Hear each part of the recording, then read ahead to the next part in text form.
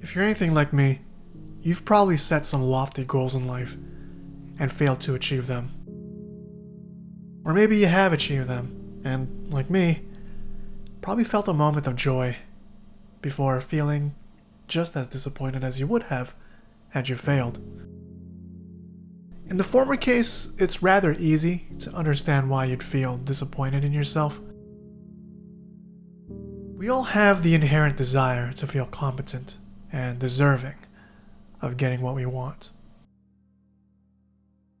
So to fail at achieving a goal would inevitably make you feel like you're neither competent nor deserving of getting what you want. But in the latter case, it's very confusing to be disappointed with your own success. Maybe you feel like it was just luck and you won't be able to achieve anything else ever again. Maybe you feel like you should have succeeded more spectacularly than you already have. Or maybe you feel like all the stress and importance you put on achieving that goal wasn't worth it in the end, because the end result didn't feel as fulfilling as you thought it would. About a decade ago, I had a job that I viewed with rose-tinted glasses. I often fantasized about the day I'd move up in the company and maybe even become the manager. Through a lot of hard work and dedication, I was able to achieve this goal of mine and even got to live the quote-unquote dream of getting to run the place on my own throughout the week. At first it felt gratifying that I was deemed responsible and competent enough to do it, that I can train and direct other employees to help me run the place. And it definitely felt great that I could run the place the way I wanted when no one else was around. But despite finding joy and pride in being able to handle so much responsibility, I eventually found myself operating on autopilot. My external script was running, but internally, I couldn't just wait to get out of work and go home to play video games.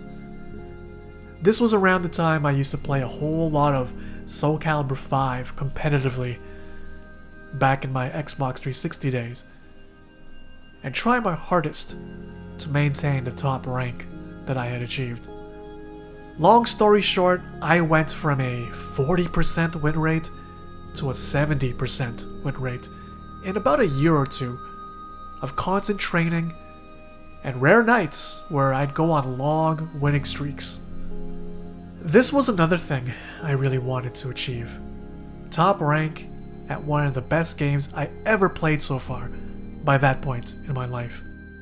Neither work nor leisure related goals felt as good as they once did when I finally achieved a certain threshold of success and mastery with either of them. Maybe you've experienced something similar in your own life. Whether you had goals related to your career, your relationships, or even just your hobbies and interests that require a level of mastery to get the most out of them, like a sport, video game, or some kind of arts and crafts thing.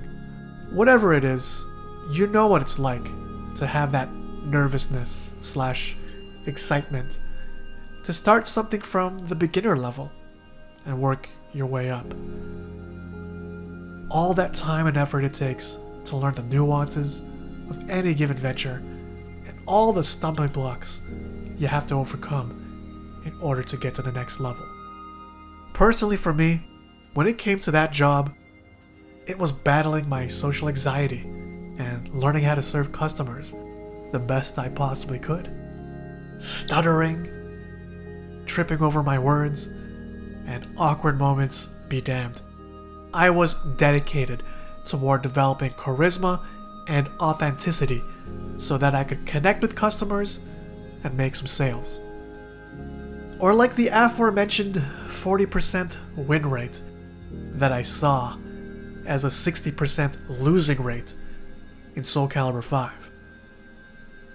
All the formidable foes that wiped the floor with me and all the combos I dropped, I worked tirelessly to practice them and drill them into my mind I rewatched matches endlessly to learn how to read certain opponent behaviors and learn how to look for the same tells in other people I faced.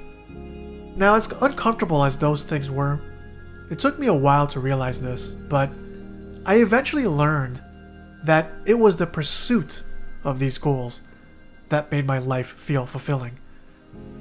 This is where I dropped the cliche line that life's about the journey, not the destination. Well, it's cliche for a reason. It's cliche because it's true.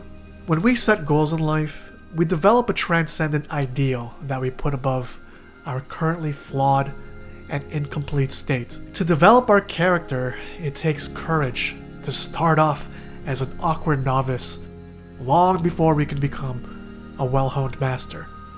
And everything in between is a whole lot of failure and suffering.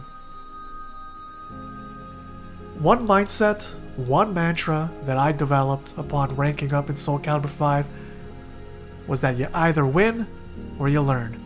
And implicit in that statement is that you only really lose when you decide to give up. If it's something you really want, and something you know you can continue to grow in, then you should never give up, because you never know just how far you can get when you pursue your goals. Sometimes you might even fail upward and learn to course correct toward a whole different direction than you originally intended. But you'll never know unless you try. And of course, there's nothing wrong with giving up if you truly feel like you're at a dead end. But I would only reserve that kind of decision if you think you can make it knowing that you gave it your best shot and that you can turn away from that pursuit with no regrets. So the problem isn't that goals are meaningless if you're only going to end up disappointed and feeling unfulfilled in the end. The problem is forgetting all the meaning and fulfillment we derive from striving towards these goals.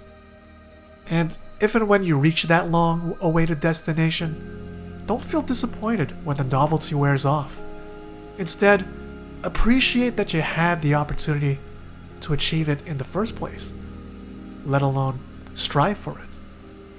And then use that momentum to push you toward the next journey.